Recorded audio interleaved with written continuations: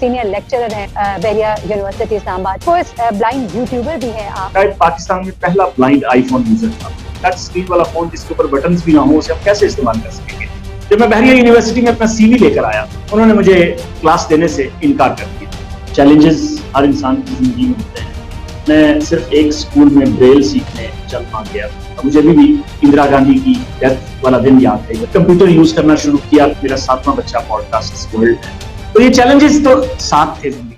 बिस्मिल्लाहिर्रहमानिर्रहीम, अस्सलाम वालेकुम नाज़रीन, मैं हूं मेरीन सब्तैन और देख रहे हैं आप मेरा यूट्यूब चैनल। और आज नाज़रीन एक हिम्मत की दास्तान है जो मैंने बयान करनी है। आज मेरे लिए बड़े ऑनर की बात है कि उसी यूनिवर्सिटी के सीनियर लेक्चरर मेरे साथ हैं जहां से मैंने खुद भी MBA किया, बहरिया यूनिवर्सिटी इस्लामाबाद। और महमूदुल हसन खलील साहब, आप बहरिया यूनिवर्सिटी में department of humanity and social sciences में सीनियर लेक्चरर हैं। और हिम्मत की वो दास्तान जो मैंने बयान करनी है वो महमूदुल हसन खलील साहब के हवाले से है। एक ऐसी दास्तान जिसमें आपको पता लगेगा कि जब हिम्मत हो, मेहनत करें, लगन हो, जज्बा हो तो मंजिल तक आप पहुंच ही जाते हैं। महमूदुल हसन खलील साहब ने एक लंबी जद्दोजहद है, 47 साल जद्दोजहद है जिसमें उन्होंने तालीम हासिल की। उनकी शादी हुई, माशाल्लाह उनके 6 बच्चे भी हैं। और उसके अलावा उन्होंने यूनिवर्सिटी में जो उनका एक मुकाम है, माशाल्लाह सब स्टूडेंट्स उनकी बहुत इज्जत करते हैं। सीनियर लेक्चरर हैं, पाकिस्तान की one of the best universities है बहरिया यूनिवर्सिटी इस्लामाबाद, यहाँ पर आप पढ़ा रहे हैं। और आपका फर्स्ट ब्लाइंड यूट्यूबर भी हैं आप, महमूदुल हसन खलील साहब। बहुत ही रिस्पेक्ट है। और खास तौर पे जब मैंने महमूदुल हसन खलील साहब की पूरी कहानी सुनी जिंदगी की, तो एक एहतराम इनके लिए मेरे दिल में और ज्यादा बढ़ गया, क्योंकि बहुत सी तकलीफें इन्होंने काटी। और वो टाइम जब ब्लाइंड स्टूडेंट्स के लिए पढ़ाई के हवाले से बहुत मुश्किलात थी, वो वक्त उन्होंने काटा।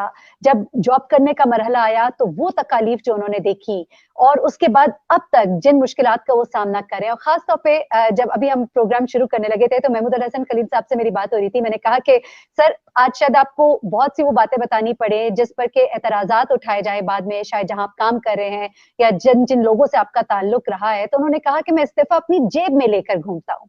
यहां से मुझे अंदाजा हुआ कि वो जज्बा और वो बहादुरी जो है उसने उन्हें इस मुकाम तक पहुंचाया। सर, महमूदुल हसन खलील साहब, बहुत शुक्रिया for being with us. Thank you very much. Sir, आज मैं चाहती हूँ कि ये तो मैंने मुख्तसर सा बताया कि आपकी जिंदगी की जो जिद्दोजहद है, अपनी जिंदगी के इस मुश्किल सफर की कहानी अगर आप खुद बयान करेंगे तो मुझे और मेरे व्यूअर्स को बहुत अच्छा लगेगा। शायद हमें अपनी मुश्किलात जो है बहुत आसान लगने लगेंगी आपकी मुश्किलात सुनकर। मेरी जिंदगी एक जहद मुसलसल है और डेफिनेटली इसे गुजारने वाले पर मुनहसर होता है कि वो इसे कैसे गुजारता है। चैलेंजेस हर इंसान की जिंदगी में होते हैं, मेरी जिंदगी में भी थे। मैं उन चंद लोगों में था पाकिस्तान में से ब्लाइंड जो बसारत से महरूम थे, जिन्हें तालीम हासिल करने की ख्वाहिश भी थी, लगन भी थी, दिलचस्पी भी थी। वसाइल नहीं थे और हालात भी नहीं थे। मेरे वालिद मोहतरम ग्रेजुएट थे, वालिदा मोहतरमा ज़्यादा पढ़ी लिखी नहीं थी। शौक उन्हें भी था कि उनका बच्चा पढ़े और बाकी बच्चों के साथ पढ़ा। उस ख्वाहिश को और उस जज्बे को साथ लेकर उन्होंने मुझे बड़ा करना शुरू किया। और सबसे पहले मेरे ऊपर अल्लाह की रहमत हुई कि मैंने हिफ्ज़ किया। जब हिफ्ज़ कुरान कर लिया तो मैं अक्सर बच्चों से कहा करता हूँ कि वो आपके माइंड और स्टेट ऑफ माइंड के लिए शार्पनर का काम करता है। तो वो अल्हम्दुलिल्लाह कुछ शार्पनेस आई। लोग उसे बहुत कुछ कहते हैं, लेकिन मैं उसे अल्लाह की रहमत ही कहता हूँ। उसके बाद फिर मैं स्कूल नहीं गया मेरी, और मैं कॉलेज भी नहीं गया। मैं सिर्फ एक स्कूल में ब्रेल सीखने चल वहाँ गया, और वहाँ मौजूद जो मेरी उस्ताद मोहतरमा थी, उस्तानी थी, उन्होंने मुझसे एज में 3-4 बरस बड़ी थी। उन्होंने कुछ कैसेट्स रिकॉर्ड करके अपना मैट्रिक किया था और फिर स्पेशल एजुकेशन का एक स्कूल ज्वाइन कर लिया। वो कैसेट्स उन्होंने मुझे दे दिए। ये बात मुझे शुरू से एक जोक से कम नहीं लगती थी कि मैं प्राइवेट मैट्रिक कर जाऊंगा, अचानक पेपर दे दूं। बहरहाल उनके कहने पे और अपने वालिद साहब के कहने पे मैंने वो कैसेट्स सुनना शुरू किए, और मेरे वालिद मोहतरम ने जो है वो भेज दिया। मेरा दाखिला लाहौर बोर्ड से, पेपर हुए और पता नहीं कैसे वो पेपर पास हो गए। मैट्रिक मैंने कर लिया।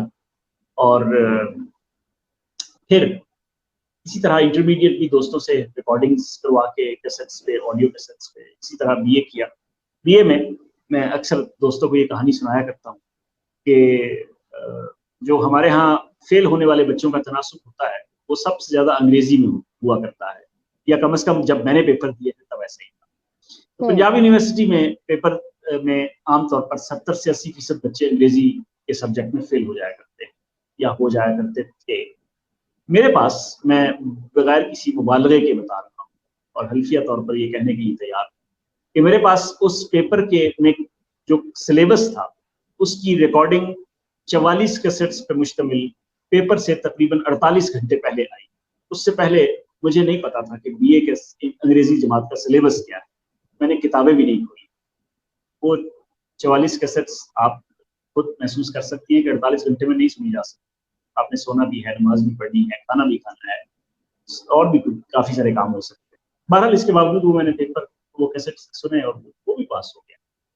تو اللہ کی رحمت رہی. پھر میں قائد اعظم یونیورسٹی میں آیا, میں نے ماسٹرز کیا. ماسٹرز میں بھی چیلنجز وہی تھے. یہ چیلنجز میٹرک سے پہلے سے تھے, اور میٹرک میں آن ورڈز یہ چیلنجز اس طرح کے تھے کہ پیپر میں ایک بچہ آپ کے ساتھ بیٹھنا ہوتا تھا اور اسے he or she has to be in the lower grade. If you are appearing in the paper of let's say second year, he or she should be in the 10th or maximum 11th grade, ideally in the 10th according to the rules of the board. تو وہ بچے ایسے تھے, میرے ساتھ ایسا ہوا papers میں کہ انہیں بعض اوقات پیپر میں اگر کچھ لکھوانا ہوتا تھا تو اس کے اسپیلنگز بھی بتانے پڑتے, اور اگر آپ کو پیپر میں اسپیلنگز بھی بتانے پڑ جائیں تو پھر آپ پیپر کر گئے 3 ساڑھے 3 گھنٹے میں, پھر آپ نہیں کر سکتے. تو اس کے باوجود وہ چیلنج تھا. پھر وہ یہ چیلنجز رکے نہیں. میری تعلیم کے بعد پھر جاب کا حصول, پھر زندگی میں شریک سفر کا حصول, اور اس کے بعد پھر یہ معاملات یوں ہی چلتے چلے گئے. اور اب جب میں مڑ کے پیچھے دیکھتا ہوں تو پھر یوں ہی لگتا ہے کہ بس without Allah's blessing there was nothing which could be possible. آپ نے اپنے ابتدائیے میں کہا تھا کہ مشکلات جو ہیں وہ جب آپ دوسروں کی دیکھتے ہیں تو آپ کو تکالیف کم لگتی ہے. تو میں نے بھی یہی رول رکھا. میں نے جب تعلیم حاصل کر لی اور پڑھانا شروع کر دیا, اکیڈمیا میں آ گیا, تو میں نے اپنی زندگی کا یہ پیشن بنا لیا کہ میں فیلو ڈسیبلڈ کمیونٹی کو اسسٹ یا سپورٹ کرنے کی کوشش کروں گا. اس میں جو کر سکتا تھا میں کرتا رہا, اپنے لمیٹڈ وسائل اور لمیٹڈ صلاحیتوں کے ساتھ اور لمیٹڈ شاید ویژن کے ساتھ. جو مجھے آتا تھا میں نے اس کو اسپریڈ آؤٹ کرنے کی کوشش کی. میں نے پوڈ کاسٹنگ شروع کی, آڈیو پوڈ کاسٹنگ کی, پھر ویڈیو پوڈ کاسٹنگ کی, یوٹیوب چینل بنایا. پہلا غالباً پاکستان میں پہلا لائیو براڈ کاسٹر تھا پاور 99 FM اسلام آباد سے 2003 میں ٹیسٹ ٹرانسمیشن شامل ہو گیا. پھر اسی طرح ویب ریڈیو شروع کیے, ویب سائٹس پہ کام کرنا شروع کیا. pioneer one of the pioneer computer users in Pakistan, blind computer user back in 2001. پھر ایک سٹیج ایسی آئی کہ ریڈیو میں بہت سنتا تھا, کیونکہ ریڈیو میں ابھی بھی اپنی تعلیم, تفریح اور ایجوکیشن, انفارمیشن اور انٹرٹینمنٹ ان سب کا جو منبع ہے وہ ریڈیو کو کہتا ہوں. اور مجھے 12, 14, 15 برس کی عمر میں دنیا کے کرنٹ افیئرز کا اندازہ تھا, اچھی طرح اندازہ تھا. مجھے ابھی بھی اندرا گاندھی کی ڈیتھ والا دن یاد ہے, 31 اکتوبر 1984. I was just 11 years. اس دن پاکستان اور انڈیا کا کرکٹ میچ تھا اور میں ریڈیو پہ سنتا تھا. تو میچ رک گیا اور سیالکوٹ میں ون ڈے انٹرنیشنل تھا, اور اس دن پھر خبریں سننا شروع کی, آل انڈیا ریڈیو ٹیون کیا, ادھر گئے ادھر گئے, جو سمجھ آ رہا تھا. مختلف ریڈیو, چھوٹا سا ایک ریڈیو سیٹ تھا بس ٹرانسمیٹر, اس سے مختلف ریڈیو چینل سننے شروع کیے. اور خبر جب آتی ہے, اب آج کے دور میں تو آپ ایک ٹویٹ سے خبر ریڈیو یا ٹی وی سے پہلے آپ تک پہنچ جاتی ہے, لیکن یہ وہ دور تھا 1984 جب ریڈیو پہ ہی خبر آتی تھی اور پتہ چلتا تھا کہ ایک خبر جو ہے وہ ایکچولی تھی کیا, بنی کیا, نشر کیسے ہوئی اور آپ تک کیسے پہنچی. یہ سارا ایک بڑا لمبا ذریعہ تھا. اس کو استعمال کرتے ہوئے ریڈیو بھی بہت سنا, اور الیکشنز کی نائٹس میں ووٹس تک کاؤنٹ کرنا اور نشستوں کا کاؤنٹ ڈاؤن رکھنا اور ٹریک رکھنا بڑا دلچسپ وہ پیشن تھا بچپن سے آن ورڈس. پھر کمپیوٹر یوز کرنا شروع کیا, کمپیوٹر میں اسکلز بلڈ کرنا شروع کی. پوڈ کاسٹنگ کا میں نے بھی تذکرہ کیا. پوڈ کاسٹ ورلڈ کے نام سے ایک پروجیکٹ ڈیزائن کیا, میں اسے اپنا بچہ کہتا ہوں. آپ نے بھی میرے 6 بچوں کا ذکر کیا, میرا 7واں بچہ پوڈ کاسٹ ورلڈ ہے. اور وہ میں نے اسی لیے بنایا تھا کہ अपनी फेलो डिसेबल्ड कम्युनिटी को असिस्ट किया जाए, कहीं कोई entertainment, education, information spread out करने में पॉडकास्टिंग का किरदार अदा किया जा सके। वो भी लैक ऑफ रिसोर्सेज का शिकार हुआ। मेरा अपना ताल्लुक भी एक लोअर मिडिल क्लास फैमिली से था, और जाहिर है आप अपने ज़ाती अखराजात और अपने वसाइल को मैनेज करते करते इतने थक जाते हैं कि वो किसी शायर ने कहा था, मेरे बच्चे मुझे पूरा नहीं होने देते। तो वो कोशिश बहरहाल अल्हम्दुलिल्लाह अल्लाह की रहमत है चल रही है। खलील साहब, ये तो आपने एक ओवरऑल बताया कि जो एक जद्दोजहद थी, लेकिन खास तौर पे मैं अब आना चाहती हूँ उस तरफ। आपने बताया जो तालीम जब हासिल कर रहे थे तो किस तरह की मुश्किलात थी। एक वो वक्त है जब आपने जॉब शुरू की, तो किस तरह की मुश्किलात का सामना करना पड़ा? कोई जॉब हासिल करने में, जॉब हासिल करने के बाद पढ़ाने का जो एक मरहला होता है, स्टूडेंट्स के असाइनमेंट्स, इंटरैक्शंस, वो क्या था? और ये जो कोविड-19 का टाइम है, कुछ इसमें भी बताइए कि मुश्किलात का। जरा पीछे जॉब से शुरू करते हैं। It was all full of challenges, marine. जब मैं अभी यहाँ बगैर किसी हिचकिचाहट के बहरिया यूनिवर्सिटी ही का तज़किरा करता हूँ। जब मैं बहरिया यूनिवर्सिटी में अपना सीवी लेकर आया, तो उस वक्त यहाँ जो है हेड ऑफ द डिपार्टमेंट थे, उन्होंने मुझे क्लास देने से इनकार कर दिया और कहा ये कि क्योंकि आप बसारत से महरूम हैं तो आप क्लास कंट्रोल नहीं कर सकेंगे। तो मैंने जिन साहब ने बतौर रेफरेंस मुझे उनके पास लेके आए, उन्होंने उनको कन्विंस करने की कोशिश की। बहरहाल फौरी तौर पर वो कन्विंस ना हुए, और उसके बाद उन्होंने कहा कि ठीक है आप कहीं और पढ़ा रहे हैं, मैं पढ़ा रहा था, तो मैं अभी उस इदारे का तज़किरा नहीं करूँगा, क्योंकि ख्वाहिश थी कि वो वहाँ जाएं और चेक करें कि मैं ठीक पढ़ा रहा हूँ या गलत पढ़ा रहा हूँ। तो पहले तो मैं एग्री कर गया, लेकिन फिर बाद में जब मुझे समझ आई तो मैंने कहा नहीं, आप वहाँ नहीं जा सकते, आप अपने इदारे में मुझे क्लास दें और चेक करें और जो मर्जी करें, जितनी दफ़ा मर्जी आए और क्लास में देखें कि मैं ठीक पढ़ा रहा हूँ या गलत पढ़ा रहा हूँ। तो ये चैलेंजेस तो साथ थे जिंदगी के। फिर वो एक मुख्तलिफ कहानी हो जाएगी। फिर बहरहाल वो somehow he agreed, and then he remained HOD for another 5 years and he never came to my class because he knew what I'm doing is absolutely all right. तो असाइनमेंट्स और प्रोजेक्ट्स को चेक करना, बच्चों के papers को check करना, अब वो फिर उस वक्त जब बिल्कुल सारा कुछ ही पेपर पे था तो एक अज़ाब था, किसी ना किसी की असिस्टेंस रिक्वायर्ड होती थी। आज के दौर में जब सब कुछ ऑनलाइन है और सब कुछ हार्ड कॉपीज से सॉफ्ट कॉपीज पे चला गया है, तो चीजें बज़ाहिर मुश्किल हैं, लेकिन फिर जब आप टेक्नोलॉजी के करीब रहते हैं तो मैं अल्हम्दुलिल्लाह शायद ये मैं दावे से नहीं कहता, शायद पाकिस्तान में पहला ब्लाइंड आईफोन यूजर था। तो जब मैंने आईफोन के बारे में सुना कि आईफोन ब्लाइंड बंदा इस्तेमाल कर सकता है, तो मैंने कहा ये बकवास बात है, ये पॉसिबल ही नहीं। एक टच स्क्रीन वाला फोन जिसके ऊपर बटन्स भी ना हो, उसे हम कैसे इस्तेमाल कर सकेंगे? तो 2012 में मुझे अमेरिका जाने का इत्तेफाक हुआ। मैं एक ट्रेनिंग के लिए Colorado center for the blind में living with independence and self reliance के ऊपर ट्रेनिंग करने गया। वहां मैंने जाके एप्पल स्टोर से अपनी जेब से मोबाइल खरीदा और बड़े शौक से खरीदा, क्योंकि मैं अकेला आदमी था जिसके पास बटनों वाला मोबाइल था, बाकी सारी दुनिया के ब्लाइंड लोग जो थे आईफोन यूज करते। तो मैंने कहा हमें पाकिस्तान में भी इसे प्रमोट करना चाहिए। So I purchased it and started learning. और अब अगर आप मुझे बटन्स वाला फोन दे देंगे तो मैं दावे से कह सकता हूँ कि मुझसे वो नहीं चलेगा।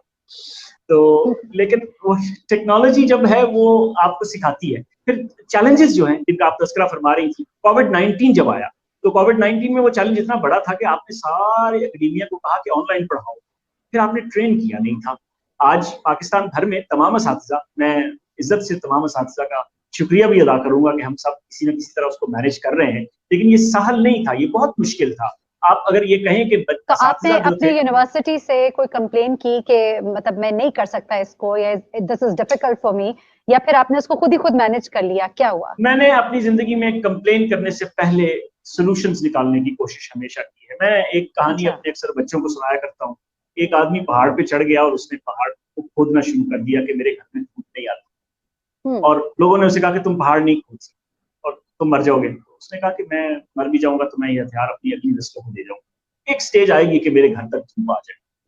तो वो मैंने यूनिवर्सिटी से कंप्लेन तो नहीं, अल्हम्दुलिल्लाह ऑनलाइन मैनेज्ड इट, जूम और माइक्रोसॉफ्ट टीम्स और जो भी पॉसिबल ऑप्शंस थे उनको यूज किया, और एक्चुअली लर्नड लॉट। सिर्फ हाथ धोना नहीं सीखा इस कोविड-19 में, ऑनलाइन क्लासेस लेना भी सीख लिया। अच्छा महमूद साहब, आखिरी बात, क्योंकि हमारे प्रोग्राम का वक्त खत्म हो रहा है, कोई मैसेज देना चाहेंगे और सिस्टम की किसी कमी को, कोताही को निशानदेही उसकी करना चाहेंगे ताकि और लोगों के लिए आसानियां पैदा हो? शिकवा ज़ुल्मत शब से तो कहीं बेहतर था अपने हिस्से की शम्मा जलाते जाते। अपने हिस्से की शम्मा जलाएं और शिकवा ज़ुल्मत शब छोड़ दें। میں اپنے تمام ساتھیوں سے، عوام الناس سے، اپنے جیسے لوگوں سے یہ اپیل کروں گا کہ آپ شکوہ ظلمت شب چھوڑ دیں، اپنے حصے کی شمع جلائیں اور پھر دیکھیں سسٹم آپ کے ہاتھ میں آ جائے گا. سسٹم آپ کا بنایا ہوا ہے، میں نے اور آپ نے مل کے بنایا ہے، اور اگر میں اور آپ اس میں کنٹریبیوٹ نہیں کریں گے تو پھر یہ سسٹم ہمارے اگینسٹ چلے گا. تو اس لیے کوشش کریں کہ اگر آپ کے ہاں کوئی ڈسیبلٹی ہے تو اس کو بھی چیلنج سمجھ کے میٹ کریں. اگر آپ کے ہاں کوئی ڈسیبلٹی نہیں ہے، کوئی ایبلٹی ہے، تو اس کو چیلنج بنا کے لوگوں کے کام آئیں اور کوشش کریں کہ آپ اپنا کردار ضرور ادا کریں. اپنے حصے کا کردار ادا کریں گے تو آپ کو گلے شکوے اور شکایتیں کم ہوں گی. اور میرا یہ خیال ہے کہ میں نے اسی اصول کو اپنی زندگی کا جو ہے ترہ امتیاز یا وتیرہ بنا کے رکھا ہے، اور میں اس پر اللہ کا جتنا شکر ادا کروں گا. میں ایک بات سے اجازت چاہوں گا اور آپ کا شکریہ بھی ادا کرنا چاہوں گا. ایک بات یاد رکھیں تمام ناظرین اور تمام دوست، جب آپ کسی جگہ پہ بے بس ہو جاتے ہیں تو آپ کو پتہ چلتا ہے کہ یہاں اس دنیا کو چلانے والی کوئی سپریم پاور ہے. اگر ہر چیز آپ کے بس میں آ جائے تو پھر نعوذ باللہ اللہ کے ہونے کی ضرورت نہیں ہے. پھر اس کا مطلب ہے کہ آپ کے ہاتھ میں سارا کچھ ہے، جبکہ ایسا نہیں ہے. یہ بے بسی جو ہے یہ ثابت کرتی ہے کہ آپ کے علاوہ ایک مافوق الفطرت، ایک اور ذات جس کو ہم اللہ تبارک و تعالیٰ کہتے ہیں، وہ اس نظام کو چلا رہا ہے. بہت ہی خوبصورت بات، اور میرے خیال سے اس سے خوبصورت پیغام نہیں ہو سکتا جو آپ نے بتایا ہے محمود الحسن صاحب. ہمیں پازیٹیو سوچنے کی ضرورت ہے اور واقعتاً مشکلات جو ہے ان کو حل کرنا چاہیے بجائے اس کے کہ آپ شکوہ اور شکایتوں میں ہی رہ جائے اور دنیا آپ سے آگے نکل جائے. بہت شکریہ سر ایک دفعہ پھر آپ کا. ناظرین یہ داستان آپ نے سنی، یقیناً اس سے کچھ سیکھا ہوگا آپ نے. ضرور کامنٹ کیجیے گا. مجھے بحرین سبتین کو اجازت دیجیے گا، اپنی دعاؤں میں ہمیں بھی یاد رکھیے گا. اللہ حافظ.